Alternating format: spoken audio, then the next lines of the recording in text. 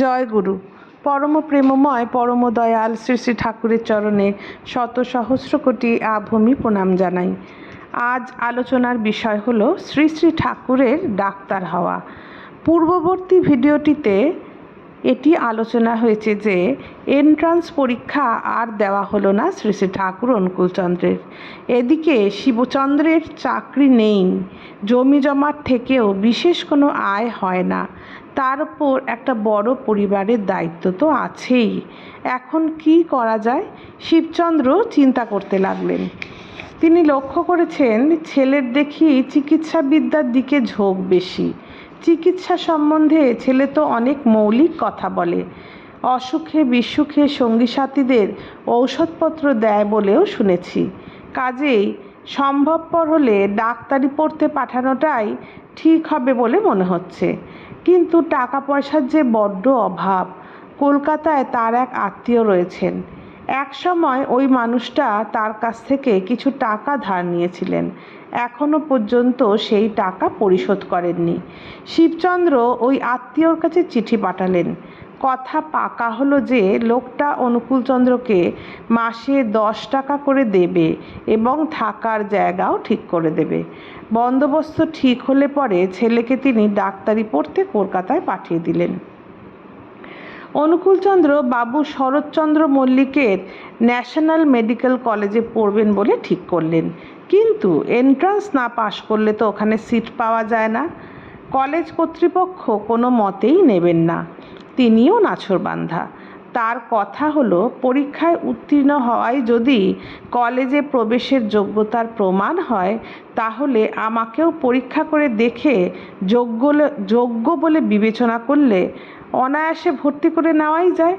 কর্তৃপক্ষ তার এই ন্যায্য দাবি অগ্রাহ্য করতে পারলেন না। বেশ কঠিন কঠিন প্রশ্ন করা হয়েছিল, কিন্তু তিনি ভালো মতোই উত্তীর্ণ হলেন। ন্যাশনাল মেডিকেল কলেজ তাকে ভর্তি নিল। কঠোর দারিদ্র্যের সঙ্গে সংগ্রাম করে তাকে মেডিকেল কলেজে পড়াশোনা চালাতে হলো। মা বাবার ইচ্ছা তাকে ডাক্তার হতে হবে, তাই ভয়ঙ্কর অভাব অভিযোগ সত্ত্বেও তিনি কলকাতা থেকে পড়াশোনা করতে লাগলেন। গ্রে স্ট্রিটের একটা কয়লার গুদামের লাগোয়া কেনাবেচার একটি ছোট্ট দোকান ঘর, ওটার এক কোণায় তাকে থাকতে হতো। সারাটা দিন কয়লা ঢালা হয়, বাছা হয়। কয়লার গুঁড়োতেই দিনের সব ঝাপসা। কাপড় চোপড় তো একদিনেই নোংরা হয়ে যায়, কিন্তু নিত্যদিন কাপড় ধোয়ার পয়সাই বা তিনি কোথায় পাবেন? 10 টাকায় মাস ভোর থাকা খাওয়া সব কিছু। বইপত্র, পেন্সিল, ফিস, ধোবা, নাপিত সমস্ত কিছুই ওই 10 টাকার মধ্যেই শেষ করতে হবে। কাপড় চোপড় এত ময়লা হয় যে ঝাড়লেই কয়লার গুঁড়ো পড়তে থাকে। পায়ের জুতো জোড়াও ছিঁড়ে গেছে। ব্যবহারের অযোগ্য বলে ওটাকে তিনি ফেলেই দিলেন। এখন তো খালি পায়ে বেরোতে হয়। একজোড়া নতুন জুতো কিনতে হলে কমপক্ষে 2 টাকা তো চাই। খালি পায়ে তিনি কলেজে যাতায়াত করেন। মাথায় রোজ রোজ তেল দেওয়াও হয়ে ওঠে না। তেল কেনার পয়সাই তো হাতে নেই। একজন অধ্যাপক তো একদিন ক্লাসে ধমকেই দিলেন, এত নোংরা কাপড় পরে ক্লাসে এসো না তো। লজ্জায় তার মাথা কাটা গেল। খুঁজে খুঁজে একটা সস্তা খাবারের হোটেল বের করেছেন তিনি। খরচ কম ঠিক, কিন্তু যা দেয় সে তো মুখে তোলাই যায় না, এতই অখাদ্য। সামান্য কয়েকটা ভাত দেয়, ভালো করে পেটও ভরে না। ভাতের সহযোগী হলো একমাত্র ডাল, সেটারও পরিমাণ, রূপ, রস, গন্ধ খাদ্য তালিকাভুক্ত হওয়ার যোগ্যই নয়। তরকারির ঝামেলাই নেই। কড়াইয়ের তলানিতে পড়ে থাকা সস্তা তরকারির শেষ কিস্তি থেকে কখনো সখনো পরম অশ্রদ্ধাসহ একটুখানি পাত্রে ঢেলে দেয়, সঙ্গে একটি বচন ঝাড়ে। তরকারি আর নেই, না থাকার তো কথা নয়, আছে, কিন্তু সেসব ব্ল্যাক মার্কেটিংয়ের জন্য রাখা হয়েছে। ভাত যা দেওয়া হয় ওইটুকুই। ঠান্ডা ভাত থাকলে গরম ভাত দেওয়ার প্রশ্নই নেই। বাসি থাকলে গরম ভাত দিতে যাবে কেন? এই হোটেলের সবাই খুব চতুর, খুবই হিসেবি। থাকেন গ্রে স্ট্রিটের কয়লা গুদামটির কাছে।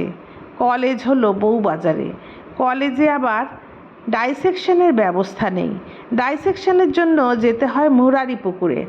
এছাড়া ওয়ার্ড ডিউটি তো আছেই, কোথায় গ্রে স্ট্রিট আর কোথায় বউবাজার, সেখান থেকে আবার মুরারিপুকুর। ডাক্তারি কলেজ নিয়মিতভাবে ক্লাসে হাজির তো হতেই হবে। নগ্ন পদে হেঁটে হেঁটে ঘুরতে হবে তামাম কলকাতা। শীত নেই, গ্রীষ্ম নেই, রোদ নেই, বৃষ্টি নেই, প্রতিদিন 10-12 মাইল হাঁটতেই হবে।